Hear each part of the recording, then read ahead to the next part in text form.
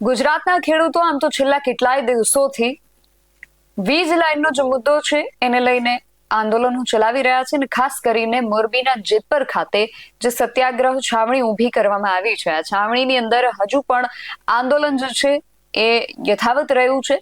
ગઈકાલે આપણે જોયું કે જે રાષ્ટ્રીય કિસાન નેતાઓ હતા એ લોકો પણ જેતપરની અંદર આપણા જે ખેડૂતો આ આંદોલન ચલાવી રહ્યા છે એમની મુલાકાતે પહોંચ્યા હતા. ખેડૂતો સાથે એમણે સંવાદ પણ કર્યો હતો અને હવે બધાને એક જ પ્રશ્ન છે કે ખેડૂતો જે છે આગામી સમયમાં શું કરવાનું આયોજન કરી રહ્યા છે, આગામી સમયની અંદર એમની શું રણનીતિ રહે છે.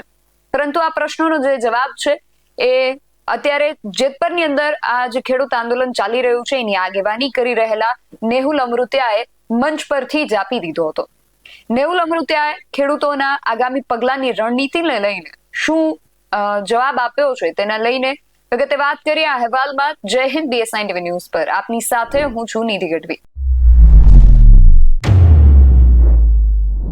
ગુજરાતના ખેડૂતો જે આંદોલન ચલાવી રહ્યા છે, આપણે વારંવાર જોયું કે ખેડૂત આંદોલન જે શરૂઆતમાં જે રેલી કરવામાં આવી હતી એ રેલી ક્યાંક ને ક્યાંક નિષ્ફળ રહી અથવા તો એ રેલીને લઈને ઘણા બધા ખેડૂતોમાં અસંતોષ જોવા મળ્યો.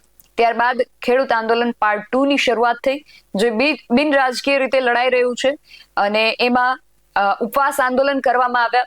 નેહુલ અમૃતિયાની તબિયત લથડતા પછી એ ઉપવાસ આંદોલન પૂર્ણ કરવામાં આવ્યા. એ પછી ખેડૂત આંદોલન પાર્ટ 3 ની શરૂઆત થઈ અને હવે આગામી સમયની અંદર ખેડૂતો એમના આંદોલનને લઈને શું રણનીતિ ઘડી રહ્યા છે એને લઈને દરેકના મનમાં અત્યારે પ્રશ્ન છે. કારણ કે ગઈકાલે જ્યારે રાષ્ટ્રીય કિસાન નેતાઓ ગુજરાતની મુલાકાત આવ્યા અને ખાસ કરીને સૌથી પહેલા જેતપરમાં જે સત્યાગ્રહ છાવણી ચાલી રહી છે ત્યાંના ખેડૂતોને મળ્યા. ત્યારબાદ મોરબીમાં પણ એક સભાનું આયોજન કરવામાં આવ્યું. એટલે ખેડૂતો હવે આગામી સમયમાં શું કરશે એ સૌને જાણવાની ઈચ્છા છે. પણ આ પ્રશ્નનો જવાબ ગઈકાલે નેહુલ અમૃતિયાએ મંચ પરથી જ આપ્યો હતો કે આગામી સમયની અંદર હવે ખેડૂતો શું કરશે અને ખાસ કરીને એમણે અમેરિકાની સાથે જે ટ્રેડ ડીલની વાત થઈ રહી છે એને લઈને પણ જાહેર મંચ પરથી એક નિવેદન આપ્યું હતું. સાંભળીએ નેહુલ અમૃતિયાએ આગામી રણનીતિને લઈને શું કહ્યું છે. युद्धवी सिंह जी, टिकैत जी और उसके साथी गण किसान आगेवान सब आए हैं हमारी गुजरात किसान सत्याग्रह छावनी को सपोर्ट देने के लिए. तो हम इस छावनी के वती उसका आभार व्यक्त करते हैं अंतकरण से. ये छावनी पूरे गुजरात की है.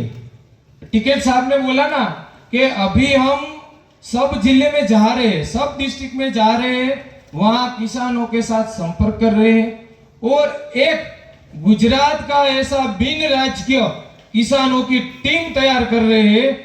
जब चाहिए तब इस सरकार के सामने लड़ना पड़ेगा तो एक संगठन बनाना पड़ेगा. सोननगर जिला हो या जामनगर जिला हो, द्वारका, सोमनाथ, सब जगह जा रहे हैं और एक किसान संगठन तैयार करेंगे.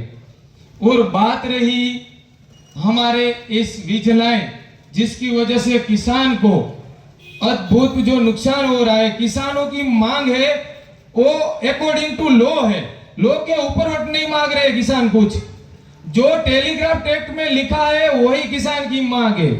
किसान लॉ के ऊपर कुछ नहीं मांग रहा है, फिर भी ये सरकार और निजी कंपनी दोनों मिली भगत बैठ के ऐसा परिपत्र बनाते हैं ताकि किसानों को घाटा हो और कंपनी को फायदा हो. इसलिए भाजपा सरकार किसान हितैषी नहीं किंतु कंपनी हितैषी है. इसलिए अब किसानों ने मूड बना लिया है. किसानों की डिमांड है वो जल्द से जल्द पूरी की जाए वरना 2027 में अब सरकार को भुगतना पड़ेगा. और टिकैत साहब ने बोला कि अपने ट्रेड डील है यूएस की, उसके बारे में भी मैं 2 शब्द कहना चाहता हूँ. जो यूएस डील है ना वो यूएस कंपनी है. अगर यूएस डील हुई तो समझ लो भारत का जो सांस्कृतिक है, कृषि संस्कृति है, संपूर्ण नष्ट है. वहां पे वो कंपनी जेनेटिक जीएम फूड पे काम करती है, वो सीडलेस पे ज्यादा फोकस करता है. अपने को मालूम है गुजरात में कि बोला बी वगैरह वस्तु, લીંબુ તો કે બી વગરના, જામફળ તો કે બી વગરના, આ સીડલેસ વસ્તુ ઈ લાવશે वो गुजरात में लाएगा सीडलेस चीज तो समझ लो हर बार बीज हम अपने को खरीदना है उस कंपनी से। जिसके पास बीज की ताकत है वो पूरे विश्व पे राज करेगा। इसलिए अमेरिका की साजिश है, वो उसको कभी भी किसान, भारत का किसान नहीं लगने देगा और भारत में नहीं होने देगा। जय जवान, ખેડૂત એકતા। તેમના દ્વારા કહેવામાં આવી રહ્યું છે કે આગામી સમયની અંદર અમે ગામડે ગામડે જઈશું, ખેડૂતો સાથે મુલાકાત કરીશું, એમને સંગઠિત કરીશું, એમને જગાડવાનું કામ કરીશું અને આ જે ખેડૂત આંદોલન છે, ખેડૂતોની જે માંગણીઓ છે એ જો સંતોષવામાં નહીં આવે તો 2027ની જે વિધાનસભાની ચૂંટણીઓ આવી રહી છે એમાં સરકારને ભોગવવાનો વારો આવશે। એટલા માટે હવે આગામી સમયમાં ખેડૂતોનું જે આંદોલન છે એ કેવું સ્વરૂપ ધારણ કરે છે એ ખાસ જોવાનું રહેશે। ખેડૂતોનું જે આંદોલન પાર્ટ 4 આવે છે કે કેમ, અને જો એ આવે છે તો એ કેટલી ગતિ લઈને આગળ વધે છે એ ખાસ જોવાનું રહેશે। આવા જ વધુ અહેવાલો સાથે મળતા રહીશું। તમે મારી યુટ્યુબ ચેનલને સબસ્ક્રાઇબ કરવાનું અને અમને ફેસબુક અને ઇન્સ્ટાગ્રામ પર ફોલો કરવાનું ભૂલશો નહીં। બાકી નવી અપડેટ્સ માટે આપ જોતા રહો BS9 TV ન્યૂઝ। નમસ્કાર।